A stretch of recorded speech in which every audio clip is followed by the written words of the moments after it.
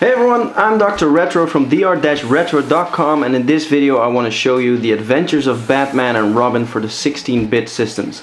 This game got released on the Super Nintendo, as you can see on the left, and for the Sega Mega Drive or Genesis, as you can see on the right. The special thing is that these games are nothing alike. These are two 100% different games. The Super Nintendo game is more of a, it's a platformer, but it's more a puzzle platforming type game, not really based on action, while the Sega game is really an action game.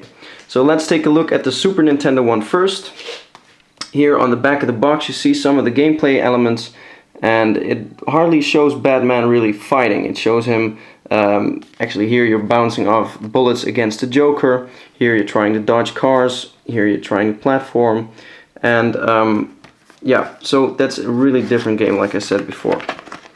Also, some Batman games have a really cool holo sticker. This one has one too, but it's hard to see because it's faded a bit, which is sad, because these stickers are really cool.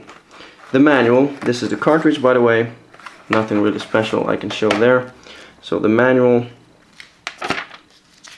let's get to the English part. Here you see the game start, which has a bit of a equipment screen where you can pick your items you can use during the level, and you can actually vary in that. So you can use the Batmobile. This is the Batmobile from the cartoon series, which the game is based on. The different items you can select, and the items you can find in the game.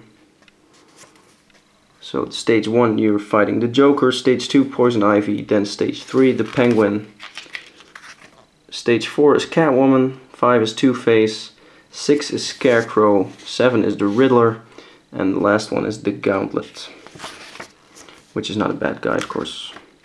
And that was actually the manual, because the rest is just the same in a different language.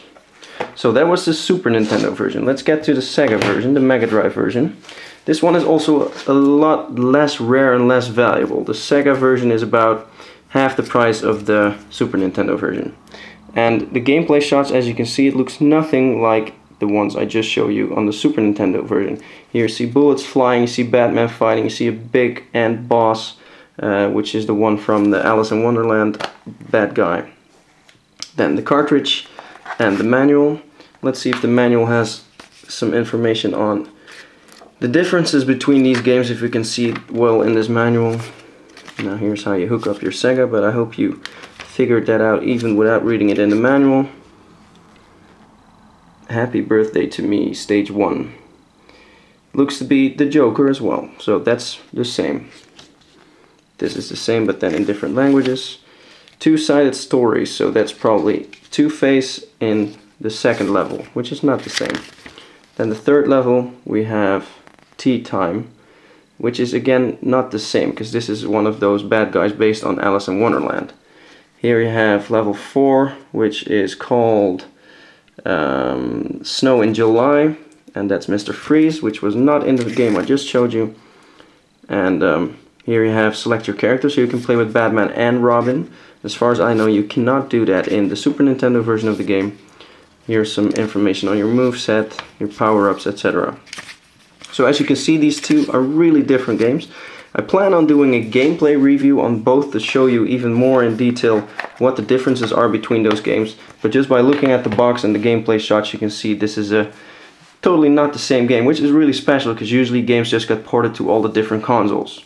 So if you want to see more unboxing videos, reviews, etc., check out my channel, like me on Facebook to stay up to date on everything, visit my site to see even my articles, my collection, etc. at dr.retro.com. Of course subscribe, and I hope to see you next time. Bye bye.